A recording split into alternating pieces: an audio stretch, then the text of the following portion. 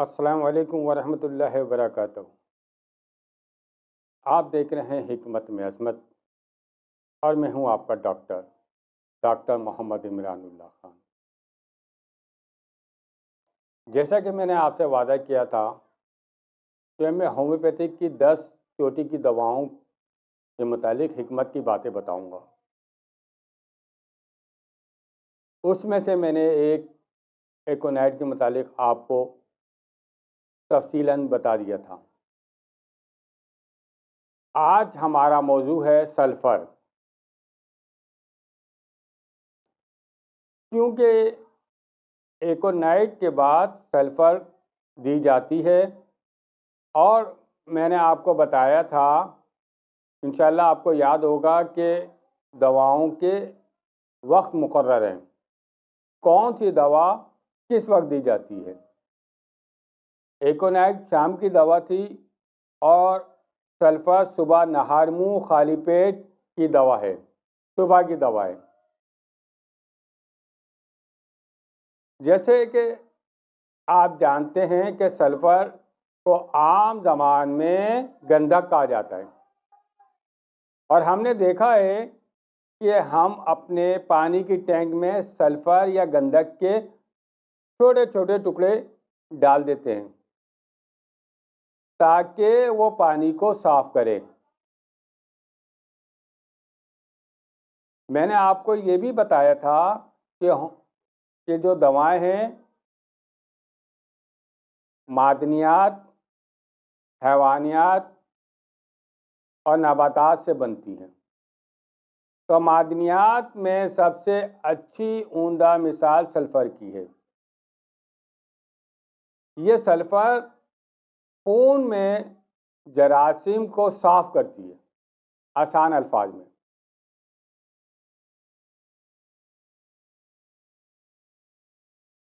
جیسا کہ آپ کو معلوم ہے کہ خون جو ہے جگر پیدا کرتا ہے، تو سلفر کا بھی جو مرکز ہوتا ہے وہ جگر ہوتا ہے، اور وہ جگر میں جا کے خون کو صاف کرتا ہے۔ جہاں جہاں خون جاتا رہتا ہے وہ وہاں پہ اس کو صفائی کرتا رہتا ہے۔ آپ دیکھتے ہیں کہ اکثر و بیشتر لوگوں کو خارش ہو جاتی ہے تو وہ کھجاتے ہیں، تو اس میں نشان تک آ جاتے ہیں ناخن کے۔ تو ایسی علامت میں سلفر بہت جلدی کام کرتی ہے۔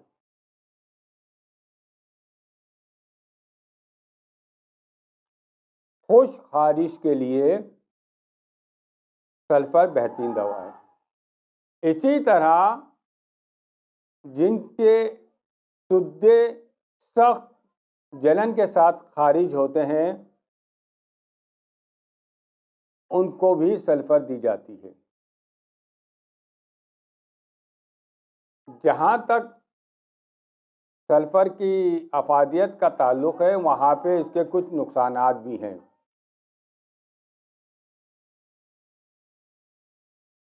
سلفر کی دوا اگر بیماری پرانی ہے تو اس صورت میں 2000 کی پوٹینسی سے دوا دی جاتی ہے، اور اگر ابتدائی دور میں ہے تو اس کو 30 کی پوٹینسی میں دوا دی جاتی ہے۔ اب میں آپ کو بتاتا ہوں سلفر کے نقصانات یا فائدے بھی سمجھ لیں۔ میرے کلینک پہ ایک صاحب آئے اور انہوں نے کہا کہ ان کو یہ خشک خارش کئی سالوں سے ہے، اور اس کا علاج ماہر جلد سے میں کروا چکا ہوں، یعنی اسکن اسپیشلسٹ۔ کچھ عرصے کے لیے تو فائدہ کرتی ہے لیکن پھر دوبارہ ہو جاتی ہے۔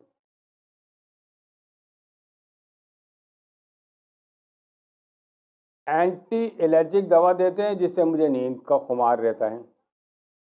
مرہم دے دیتے ہیں جس کو میں لگاتا ہوں لیکن فائدہ نہیں ہوتا ہے۔ میں نے اس کی حالت دیکھی تو یہ خشک خارش کے لحاظ سے میں نے سلفر اس کو دے دی 200 میں، اور اس سے میں نے کہا کہ آپ 2 دن بعد آئیے گا، ایک ابھی لے لیں صبح نہار میں، ایک دوسرے دن لے لیں، اور اس کے بعد آپ مجھے آ کے کیفیت بتائیے۔ جب وہ صاحب تشریف لائے تو ان کی آنکھیں پیلی، ناخن پیلے، اور ان کو پیشاب جو آ رہا تھا پیلا پیلا، یعنی ان کو یرقان ہو گیا، پیلیا ہو گیا، لیکن ان کی خارش ختم ہو گئی۔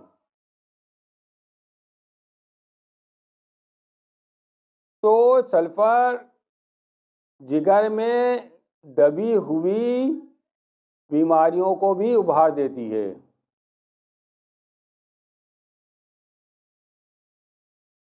ان کو کبھی یرقان ہوا ہوگا اور ان کو جو دوائیں دی گئی تھیں جس کی وجہ سے یرقان کو دبا دیا، ختم نہیں کیا گیا،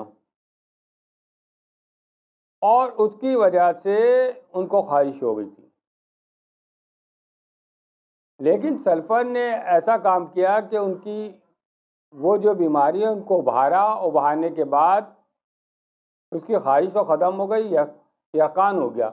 پھر ہم نے ان کو یرقان کی دوا دی، الحمدللہ وہ صحیح ہو گئے۔ تو میں آپ سے یہ کہنا چاہ رہا تھا کہ جگر میں دبی ہوئی بیماریوں کو بھی سلفر نکال دیتی ہے، تو اس کا استعمال بڑے محتاط انداز سے کرنا چاہیے۔ اگر خون کو صفائی کی ضرورت نہیں ہے اور آپ نے اس کو دے دی ہے تو یقیناً وہ خون کے اندر کچھ نہ کچھ گڑبڑ ضرور کرے گی، تو اس لیے سلفر کا استعمال کرتے وقت احتیاط بھی برتنا چاہیے۔ تو انشاءاللہ تعالی آپ سلفر کے متعلق کافی حکمت کی باتیں حاصل کر چکے ہوں گے، تو میں اس امید کے ساتھ کہ آپ اس چینل کو پسند بھی کریں گے اور آگے بھی بڑھائیں گے۔ اور اگلا ہمارا جو موضوع ہوگا آرسینک، کیونکہ یہ تینوں دوائیں ایکونائٹ، سلفر اور آرسینک، یہ جو ہے ہومیوپیتھک کی بنیادی دواؤں میں سے ہے اور اس کا جاننا بہت ضروری ہے۔ اور آرسینک کی علامت بھی سلفر سے ملتی جلتی ہوتی ہیں، تو ان کا بھی جاننا ضروری ہے کہ کب آرسینک دی جائے اور کب سلفر۔ تو وہ میرے ساتھی جو ابھی ہومیوپیتھک ڈاکٹر بن رہے ہیں، سلفر سے فائدہ اٹھانے کے لیے یہ میرا چینل ضرور دیکھیں۔ انشاءاللہ تعالی اگلی ویڈیو میں آپ کو آرسینک کے متعلق بتاؤں گا۔ جب تک کے لیے مجھے اجازت دیجیے۔ اللہ حافظ۔ السلام علیکم ورحمۃ اللہ وبرکاتہ۔